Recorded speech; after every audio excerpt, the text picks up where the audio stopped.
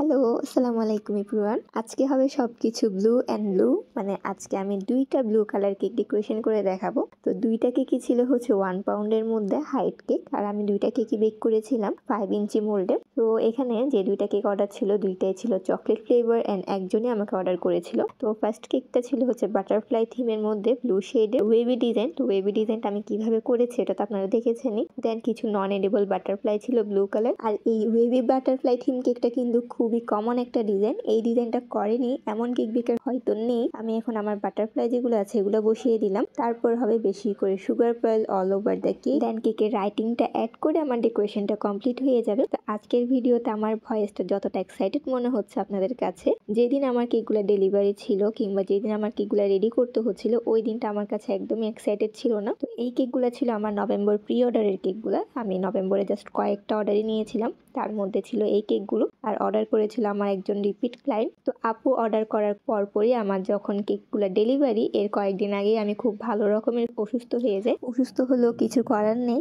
Last মোমেন্টে কেকের order cancel করা মানে কাস্টমারকে অনেক বড় বিপদে ফেলা। তার উপর আপু ছিলেন আমার রিপিট কাস্টমার, উনি আমি ছাড়া আর কারো থেকে কিন্তু কেকটা নেন না। তো সেক্ষেত্রে অবশ্যই আমার কেকগুলো ডেলিভারি করতেই হবে। তো কেকগুলো কাজ শুরু করার আগ পর্যন্ত আমি খুবই টেনশনে ছিলাম কিভাবে কি করব, বাট আলহামদুলিল্লাহ সবকিছুই পারফেক্টলি করতে পেরেছিলাম। যেহেতু আপু আমার রিপিট কাস্টমার ছিলেন, আপু আমার থেকে অনেক কেক নিয়েছেন, কিন্তু কেন জানি না আপুর একটা কেকও আমার ভিডিও করা হয়নি। তাই চিন্তা করলাম এই দুটো কেকের আমি ভিডিও একসাথেই করে ফেলি। যেহেতু ডিজাইন একটু সিম্পল ছিল তাই খুব একটা প্রবলেম হয়নি। এখন আমি আপনাদের সাথে সেকেন্ড যে কেকটা ছিল ওইটা ডেকোরেশনটা শেয়ার করব। তো এই কেকটা ছিল ফল্ট লাইনের মধ্যে। এখানে 2 শেডের ব্লু কালার ইউজ হবে, একটা একদম লাইট কালার ব্লু, অন্যটা হচ্ছে অনেক ডিপ কালার একটা রয়্যাল ব্লু কালার। তো আমি দুইটা দিয়ে এখন শেডিং করে নিচ্ছি। তো আপনারা চাইলে পাইপিং ব্যাগ ইউজ করে কাজ করতে পারেন। আমার যেহেতু অভ্যাস আছে ওই জন্য আমি কোনো পাইপিং ব্যাগ ইউজ করিনি, আমি এমনিতেই ফল্ট লাইনের কাজগুলো করে নিয়েছি। দেন এখানে ছিল একটা নাম্বার 3 ফন্ডেন্টের টপার, এটাও আমি বানিয়ে নিয়েছিলাম,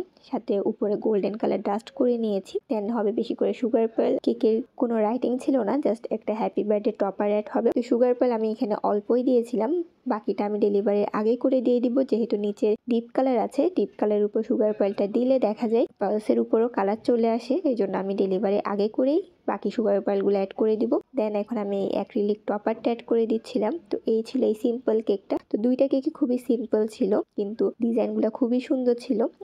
আপুদের যে বার্থডে ইভেন্টটা ছিল ওইটার সাথে ম্যাচ করেই ব্লু কালার শেডগুলো নিয়েছিলেন। আশা করি আজকে এই ব্লু কেকগুলো আপনাদের খুবই ভালো লেগেছে। আজকের মতো এতটুকুই। আসসালামু আলাইকুম এভরিওয়ান।